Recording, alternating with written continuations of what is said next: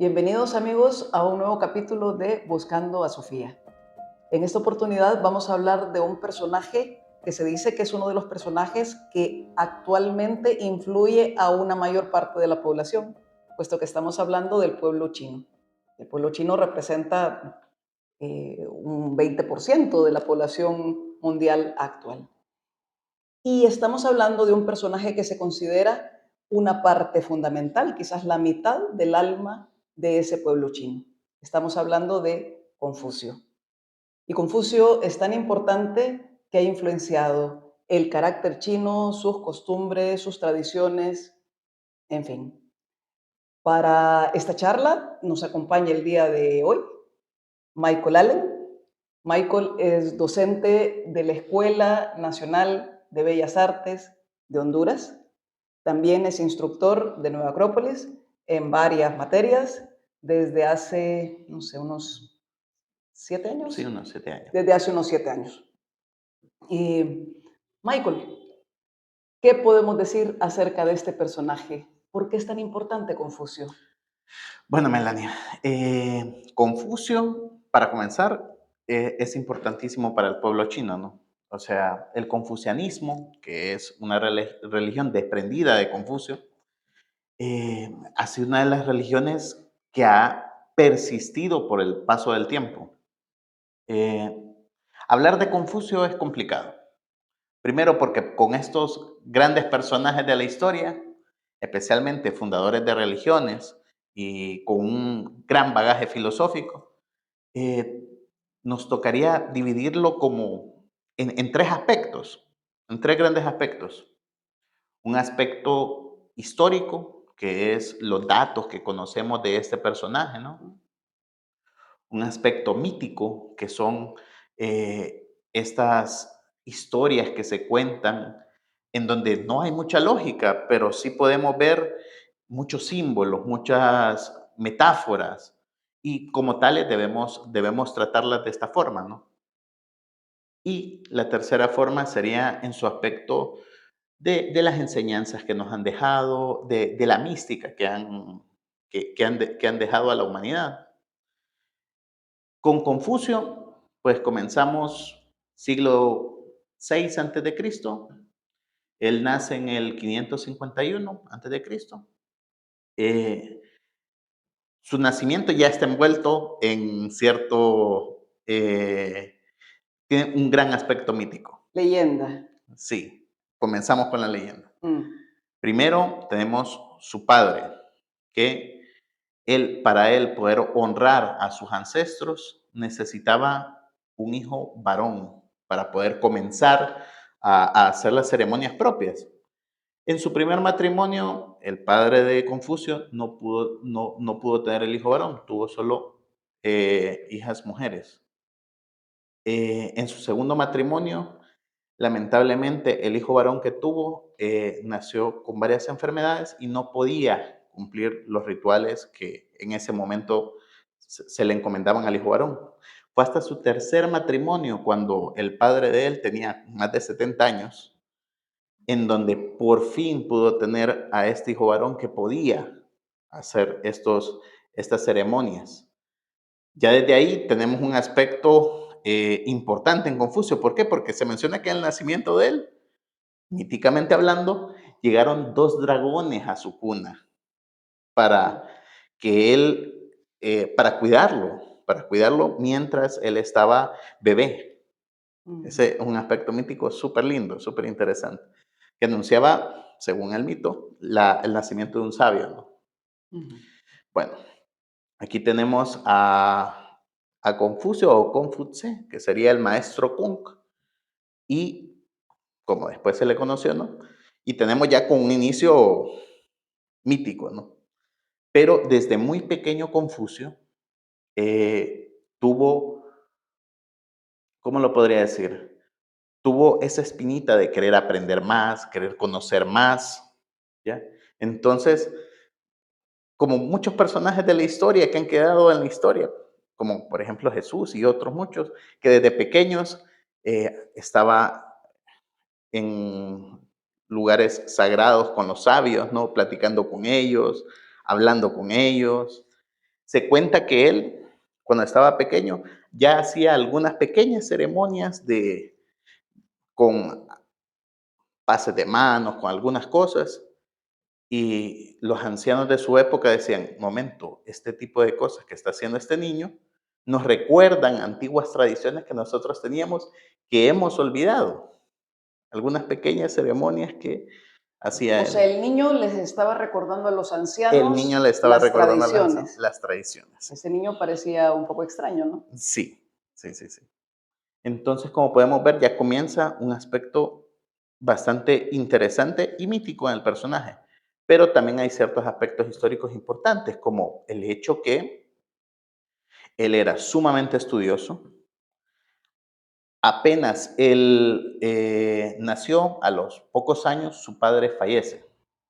Y aunque en su momento tenían un buen nivel económico, al fallecer el papá comenzaron a tener muchos problemas económicos.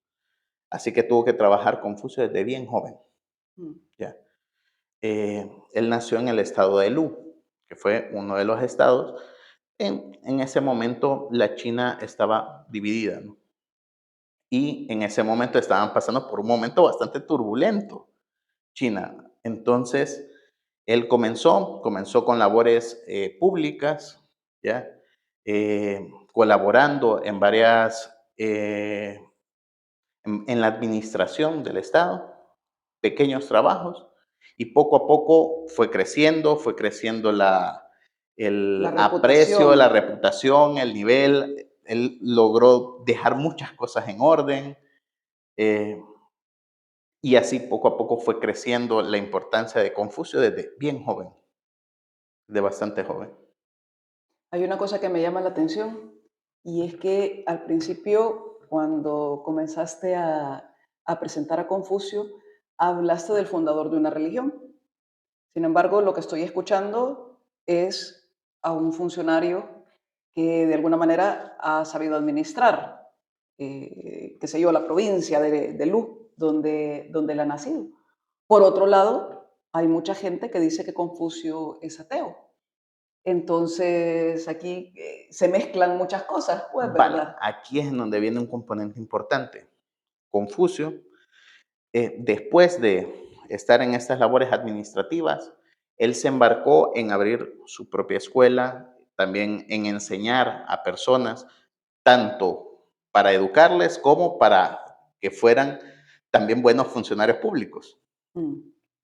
Esto hizo que Confucio no solo fuera un funcionario común más, sino de que se convirtió en un maestro de muchas personas, de muchas, muchas personas. Mm. Algo bastante importante en él es que retomó muchas de las tradiciones antiguas. Alguien diría, bueno, pero es alguien que cambiaba, ¿no? Todo el aparato estatal que tenían, lo pasaba cambiando. ¿Cómo es que alguien tan revolucionario e innovador era tan tradicionalista? Es como un regreso al pasado. Sí, pero es más un regreso a las raíces. Hay una diferencia Hay entre una regresar diferencia al entre regresar pasado al y regresar a pasado las y raíces. regresar a las raíces. Entonces, para saber lo que de verdad era sustancial, ¿no? Mm. Más allá de algo que viene del pasado. En, justamente se menciona que Confucio era ateo o que le importaban más los asuntos humanos por varias frases que están ligadas a él. Una de ellas, parafraseándola un poco, es que un discípulo le pregunta, maestro, ¿cómo puedo honrar mejor a los dioses? ¿Cómo puedo eh, dedicarme mejor a los dioses? Y Confucio le dijo, antes de tratar con los dioses, antes de estar con ellos, primero céntrate en el humano, céntrate en el hombre, a los seres humanos que están a tu alrededor, a servir a los seres humanos que están a tu alrededor, a hacerlos más nobles, más valerosos, más honrados, eh, más virtuosos. Mm. Y después de eso, concéntrate en los dioses. Entonces, básicamente lo que le está pidiendo es, antes de ascender a esos niveles, pues ganémonoslo, ¿no? O sea, seamos ayuda para los seres humanos, mejorémonos, estemos en constante mejoramiento y perfeccionamiento para ser dignos de estar ante los dioses, ¿no? Pero hay una cosa que también me llama la atención y es que estamos hablando entonces de alguien que tiene un carácter político, está Ujú. preocupado nuevamente por la administración del Estado, por impartir justicia, porque en el Estado todo funcione de manera correcta, pero al mismo tiempo está muy interesado en la educación de las personas, en la educación de los seres humanos.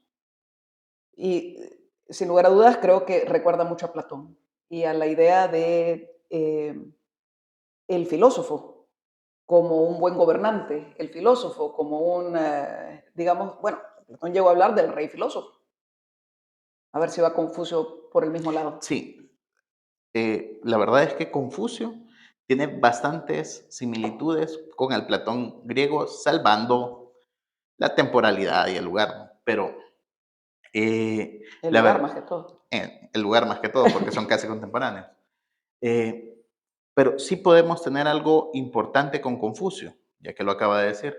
Para Confucio, tanto la ética, que es este perfeccionamiento personal, ¿no? Este perfeccionamiento individual que desemboca en el mejoramiento de las cosas que uno hace, escala hacia lo político. La ética personal termina desembocando en una política. Si yo me he comportado de manera valiente, de manera honorable con mi persona, me he perfeccionado, pues entonces eso puede crecer un poco. Ahí, por ejemplo, una de las cosas que se menciona que va ligado a eso, si puedo entablar de manera sincera conmigo mismo, si puedo dominarme, si puedo ser mejor persona, pues puedo tener una unión con otra persona que también sea, que esté en el camino de mejoramiento, o sea, podré formar una familia. Ujú. Y si logro que esa familia ande bien, que esa familia crezca, se eduque, pues podría educar un pequeño pueblo y así Ah, ir creciendo, ir creciendo, ir creciendo. ¿Ya? ¿Por qué? Porque en la medida en que nos vamos mejorando, pues también nuestras capacidades van creciendo, ¿no? Entonces, por eso la ética termina desembocando en una política. Bastante similar al mito de la caverna en Platón, ¿no? Que es el filósofo, al salir de la caverna, logra ver la luz y dice, bueno, necesito ir por estos que están encadenados aún, decide regresar a la caverna por los otros y es ahí en donde se convierte en político.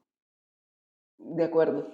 Hay una cosa que también en Confucio, cuando pienso en él, es una idea recurrente y es la idea de armonía y la idea de perfeccionamiento, que me imagino también va atado a todo esto de la ética, la política y... Sí, bueno, debido a que está perfeccionándose individualmente para poder ayudar mejor, Mm, ¿ya? Él se centra en este individuo que está intentando perfeccionarse y está intentando mejorar su polis, ordenar, la palabra orden es bastante importante, ¿ya? Este orden que intenta hacer no solo en el plano colectivo, sino también en el plano individual, este orden va ligado a algo que él ha tomado de las tradiciones antiguas. Y es esta división triádica de el cielo, la tierra y el humano. ujú. Entonces, este cielo, que es perfecto, que remite un poco también a las ideas, al mundo inteligible, las ideas puras de Platón, este cielo que es perfecto, debemos intentar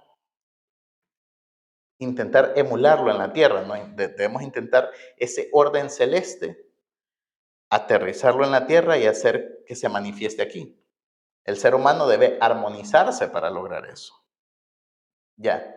Entonces, al intentar que ese orden baje a la tierra, a ese orden Confucio le llama el orden Li. Bueno, el orden Li es para Confucio esta idea elevada, esta idea de perfección, esta idea que se debe plasmar en la tierra, que la tierra debe tener esta complicidad, ¿no? En la cual se deja guiar por lo celeste. Entonces, el orden Li es ese orden ideal plasmado en la tierra. El ser humano que logra captar ese orden Li y que lo quiere plasmar en el gobierno humano y en las actividades humanas, él le llama el hombre Yu o hombre Hu. Hay varias traducciones a eso. El hombre Hu es ese, justamente, el que logra ver que el orden celeste debe plasmarse y debe lograrse ese orden Li, y busca tanto perfeccionar la sociedad, mejorar la sociedad, pero también mejorarse a sí mismo para eso. Hay un trocito de Confucio en nuestra ciudad, en Tegucigalpa, Ajá, en sí, nuestra sí, sí, querida Honduras. sí.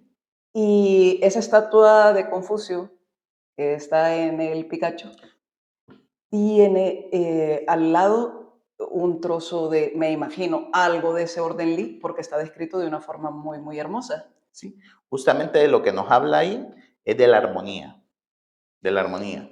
Cómo cada una de las partes está cumpliendo su rol, cómo el gobernante debe cumplir su rol de manera honesta, eficaz, cómo el padre debe cumplir su rol, el hermano debe cumplir su rol, ya, el hijo debe también cumplir su rol.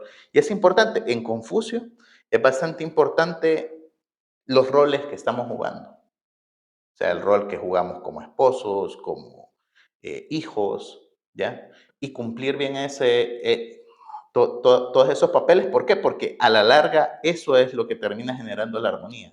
Mm. El- Armonía, bueno, a mí siempre armonía me suena a música, ¿no? Y es como que Ujú. cada músico, pues, toque bien su instrumento, ¿no? Y bueno, y que eso realmente Pero funcione. es interesante, Melania, que lo diga, porque Confucio, toda esta lógica de la armonía, toda esta lógica que él tiene, o sea, la toma de antiguas canciones que él ha recopilado. O sea, también era músico. Más allá de músico, era un recopilador de las tradiciones De acuerdo. Ujú. de la antigüedad.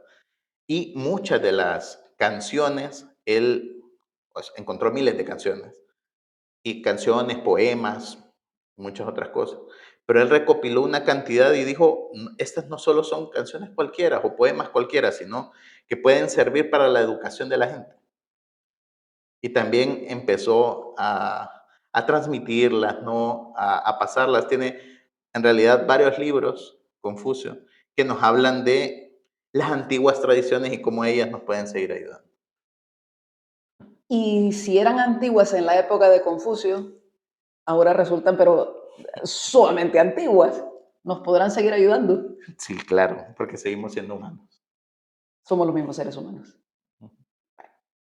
Bueno, la verdad es que podríamos seguir hablando de Confucio, creo bastante más, pero hemos llegado al final de este programa.